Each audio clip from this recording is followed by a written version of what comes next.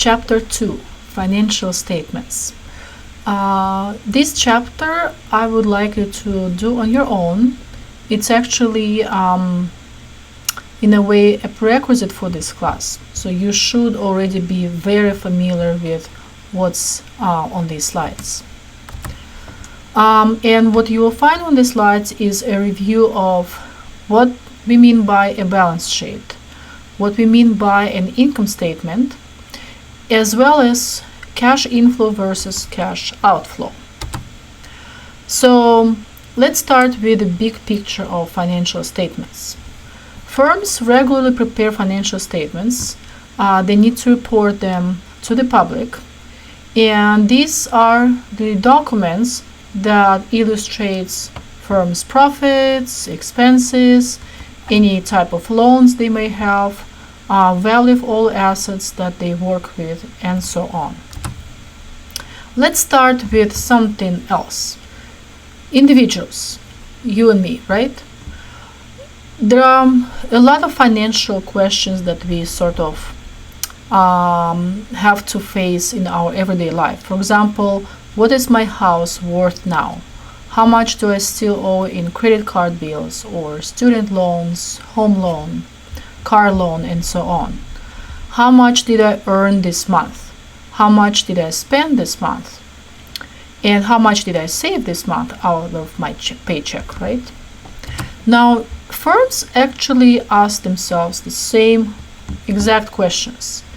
What are firms' assets worth now? And assets may include things like buildings, machinery, equipment, as well as things that cannot be touched, like software patents that also may have value.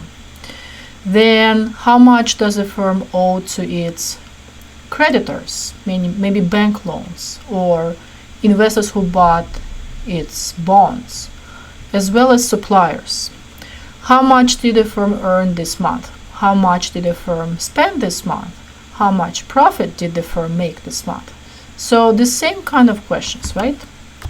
Now, let me ask you this. What do the first two items in this list of 5 items have in common, both for individuals and firms?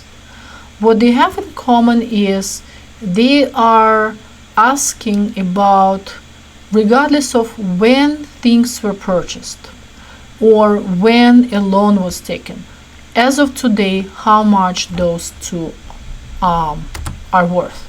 So it's like a snapshot of an individual's financial situation or a firm's financial situation. Or we are looking at, you can also say that we are looking at a firm at a point of time.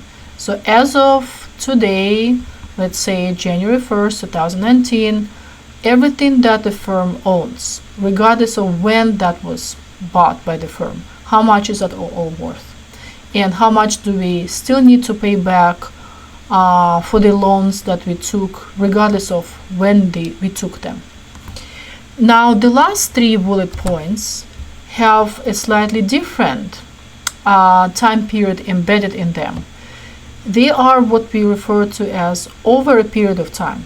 So all my questions have this month, right, in them. How much did we earn this month or in the most recent month? Or maybe it's not during a month, but during a quarter or during a year, kind of the most standard time interval in this class. How much did we spend this month or this quarter or this year, and how much profit was made?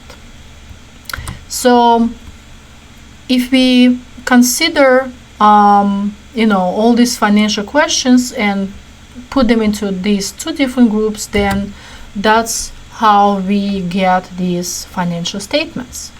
A balance sheet shows a snapshot of a firm's financial situation. So that's what we can also refer to as at a point of time. So let's say as of January 1st, 2019, how much does our firm own and how much does it owe? On the other hand, an income statement shows, for example, over a period of 1 year, what has changed. How much did the firm make? How much did it spend? and the difference between how much was made and how much was spent, or the profit that was made.